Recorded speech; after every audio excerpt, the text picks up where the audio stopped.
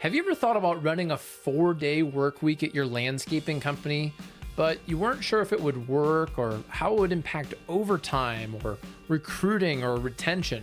Well, today I'm excited to interview one of my clients, Kelly Slater, the Vice President of Pleasant Landscapes down in South Carolina, who shares some of her experience over the last 3 years of running a 4-day work week. I was surprised to know, do you have the same 4-day work week for your office staff as your production crew? How does it impact overtime? All of these things Kelly and I talk about, so let's get started with the interview. We weren't getting the leads that I knew we could. We weren't getting the right leads. What started happening is that our leads are more qualified. Our sales have probably gone up by about 10 to 15% a year. We're going to increase our sales volume by $1 million in a year. Hey everyone, Jack Jostes here, and welcome to the Landscaper's Guide to Modern Sales and Marketing podcast. This show is all about giving you ideas to run a better landscaping company where you work with clients that you actually enjoy, and make a profit, and have a great crew working with you. And recruiting just seems to be getting harder and harder, and I'm excited to talk about a 4-day work week in today's episode. All right, everyone. Today, I'm excited to bring back Kelly Slater, who's the Vice President at Pleasant Landscapes down in South Carolina. And Kelly, you've probably heard Kelly on the show before. She also runs a nonprofit called the Pate House down in South Carolina. You're definitely busy doing a lot of interesting things in business. And today, I'm really excited to have you back on the show, Kelly, to talk about what's it like running a 4-day work week at your landscaping company. And I was surprised, you came to our client advisory panel when we did our retreat. And I was surprised to learn that the 4-day work week had actually, can help with reducing overtime. So that's something that we'll talk about later. Before we get into that, tell us just real quick, who are you? What does Pleasant Landscapes do? And what are you up to? Sure. So I'm Kelly Slater, Vice President of Pleasant Landscapes. We are a residential design, build, install, and maintenance company for residential clients here in Charleston, South Carolina. We've been in business for over 30 years now, and just love what we do. Good. And Kelly, before we started recording, I noticed the sign behind you that says, "Whatever you allow, you encourage." What is that? What does that mean? That's something that I picked up years ago, and it seems like it works in pretty much any situation or example, whether it be positive or negative. So if you allow negative behavior, you're encouraging it. Same thing with positive behavior. So it's kind of a motto that we've gotten our supervisors to take on with leading their crews. And if they're going to allow extra breaks and long breaks, they may as well encourage it. Interesting. Yeah, I think I'm thinking of my 5 and 6-year-old kids right now, and I think it definitely applies to them. Absolutely. So, well, that's interesting. So, what are some things out of having that kind of motto?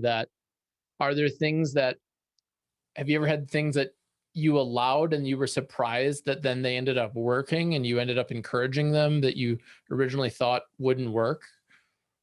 Well, the positive spin of that statement is, allowing the crew leaders and the teams to have a little bit of input on how processes go in the field, what changes they want to make, their recommendations, making sure that they have a voice and they always feel like they're heard, has been super beneficial. A lot of our crews have taken that independence and really ran with it and excelled tremendously over the years. Yeah, that's great. I found in running my own company that getting feedback and regularly listening to the team, especially the people who are, executing the processes, we grow a lot and we learn a lot. And so that's definitely, there's a positive spin to that for sure. So one of the things that you're doing that's interesting, and just to give people listening some context, Pleasant Landscapes does, only residential work, right? Correct. So, yeah. so you do design, build, you do construction. You also have a significant maintenance division, and some of your clients include second homeowners, right? who are, they have like a beachfront property, but you pretty much have to do landscaping year round down there, right? Correct. Yes. Year round. How long have you been doing the 4-day work week, and what led you to give it a shot?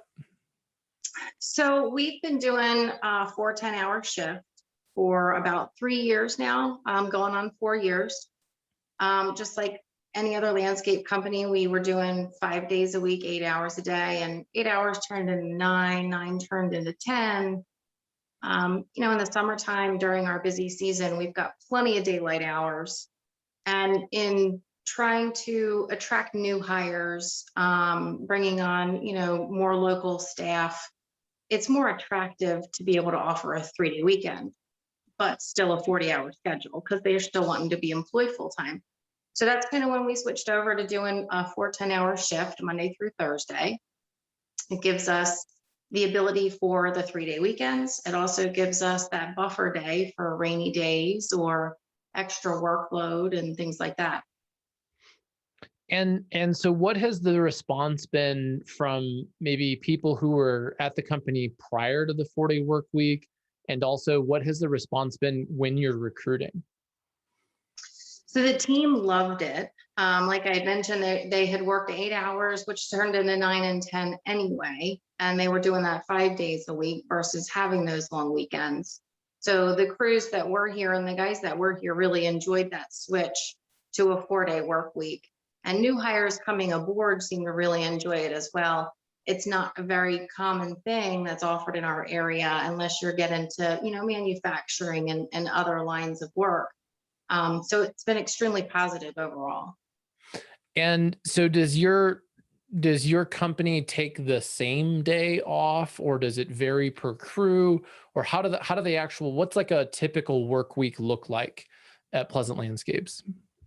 So our crews start at 7:30 Monday through Thursday, and they work their 11-hour shift. Friday is a day that we use, like I mentioned, for a buffer day in case weather's bad. We're also able to take on additional work and increase our overall revenue without really worrying about buying new trucks and hiring new people and things like that. Because we've got Friday, for round figures, we could do 25% more business with that extra day in the week. And so how does that work with overtime? Are your employees still paid hourly, and do they do time tracking? And then when they reach 40, they stop, or how do you manage the actual time, the time tracking? Sounds like you're doing 4 10s or maybe even 4 11s. How does that work with pay and overtime management? So we've got software that our crews use in the field, and then they also have a time clock at our shop that they clock in and out. We have a set time each day that they have to start, and we have a set time each day that they have to return. That way everybody's returning together, unloading their debris. They love to kind of hang out for 20 or 30 minutes after their shift is over for the day and just kind of hang out and talk about their day. So they generally hit between 40 and 44 hours during those 4 days, Monday through Thursday. And then Friday is the overtime day if needed. Awesome. And what are some of the results, or what's the impact been? Have you noticed that you've retained people, or what is it worth it? Oh, it's absolutely worth it. So from an employee perspective, retention's gotten a lot better. Overall, the guys seem to be well rested when they show up on Monday. Having that long weekend, it's just overall been a really positive thing. What have there been any downsides or challenges? We do have some guys that really enjoy that extra overtime on Fridays and ask every single week, is there overtime? Is there overtime? But that's actually pushed our sales team to sell more and pick up more clients and things like that. So we can take growth in increments. And the guys like the extra money. I'm sure they do. And, it has an extra expense for you. So how do you manage that when you're planning on having June as like a crunch month? Do you increase your prices to accommodate for that increase in labor costs for that time? It ends up being a fractional increase when it's a controlled situation. So when we know that we're going to have a month, we pick the work that we're going to do, the more profitable items and things like that. And we kind of pick what we're going to push in those overtime. Overall, it really is a small fraction. And that big push, kind of that residual lasts all year. It's the recurring revenue with the maintenance clients and the returning business that you get, the advertising from the work that you're doing. So to be able to do it in short periods like that are controlled, it doesn't make too much of a difference in your bottom line. So Kelly, one of the things that you said to me that was kind of surprising when we've talked is that a lot of business owners perceive this to be a major change. It's a big deal, but it's not. Why isn't it? Like, how could this not? It seems like a really big deal. How could it not be a big change? So you're only really extending the workday by 2 hours. You're going from an 8-hour shift to a 10-hour shift. And if you talk to your people and you really look at it, they're probably working more than 8 hours anyway. You're just making this a scheduled thing so that you can control your overtime. Because for crews to go from 8 to 8.5 or 9 hours isn't a big deal. You have them on a 10-hour shift, they're not going to want to push 11 or 12 hours. You're going to get your 10. You're going to get it 4 days a week and you're going to get your 40 hours. So you can control your overtime and when it's necessary and when it's needed.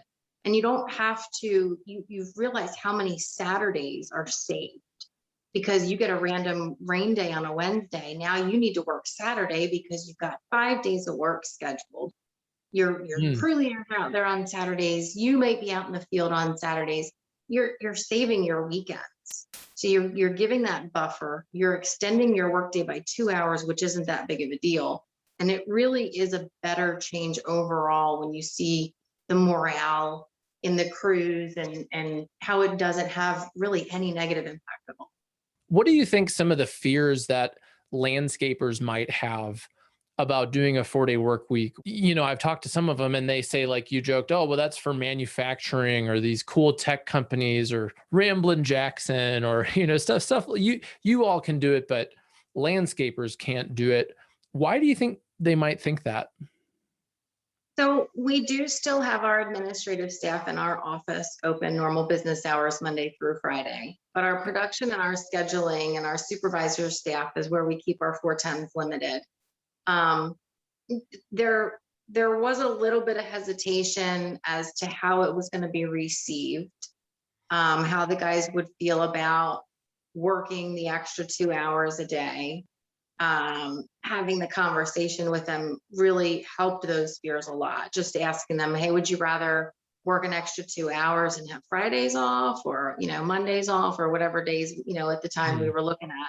But having senior supervisor staff and any landscaper out there knows when it's your busy season, you just want to pull your hair out. You're running all over, you're wearing multiple hats, you're doing a million different things. And so are your key people. So being able to give them a day of rest, even if they're not off, even if they're in the field still doing QCs and follow-ups and things like that, it's not as crazy as your production days. So giving them that rest is really a bonus in itself and worthwhile. And you get to take a breath too as a business owner. So what about you as the vice president? Do you get to work 4 days or are you there 5 days or 7 days or like what's life like when you're leading and running the company? Well, there's been times where it's been crazy, and there were 10 and 12 and 14-hour days, but I've learned that I am going to be more productive if I limit myself to 6 or 8 hours a day. So I'm a morning person. I prefer to go in at 6 or 6:30 in the morning before anybody gets there. I feel like I get half a day's worth of work done just in those, hour or two. And I try to leave, at a reasonable time. My staff seems to really respect the fact that I can hold it together and not work 14 and 16-hour days every day. But it kind of sets a precedence with them as well that you can be more productive and not have to work more in doing it. One of the challenges that I'd say even most small businesses are facing right now, certainly landscape companies, the green industry, construction in general, is finding people who want to work. How big of a deal do you think this 4-day work week is to a potential employee? Like, if let's pretend that total compensation were the same between your company and then someone else, do you think the 4-day work week is enough to sway them to come on board? Absolutely. Absolutely. Looking back to when I was younger, to have an option to have Fridays or Mondays off and have a 3-day weekend to make the same amount of money, I would jump at that in a heartbeat. It's the weekends, especially where we are in Charleston. We're at the beach. People like to hunt and fish and go to the beach and enjoy the area. You get 3 days to do that now. Yeah. Yeah, that's awesome. I've noticed that it has, well, a lot of things have changed for me, but one of the things is in the last year, we have filled positions faster. And I think that having that as part of the year, as part of our offer has helped with that. So for those of you who are listening, who are, thinking through how can you become a more desirable place to work, potentially having a 4-day work week could be part of the solution. Well, thank you for coming on the show. Is there anything else that we should know about how to successfully launch a 4-day work week at our companies? I would say definitely get the input of your employees. Even if you decide to do something different, give them a voice, make sure they feel like they're heard. And just because you start a 410 program, if it doesn't seem to be a good fit for you, you could always go back to it. I mean, if you hire people and they've come on board for the 4-day work week and you change it, it might be a deal breaker, right? But you're right. You could, if you had to, you could change it. And I let everyone know last year that it was a trial period. And last year it wasn't really a 4-day work week for me, just where we were with the growth of the company and not having enough people. But this year I've been able to enjoy it. I love it. I've been hanging out with my kids on Monday mornings. It's like pretty great. So, all right. Well, Kelly, thanks again for coming on the show, and everyone else.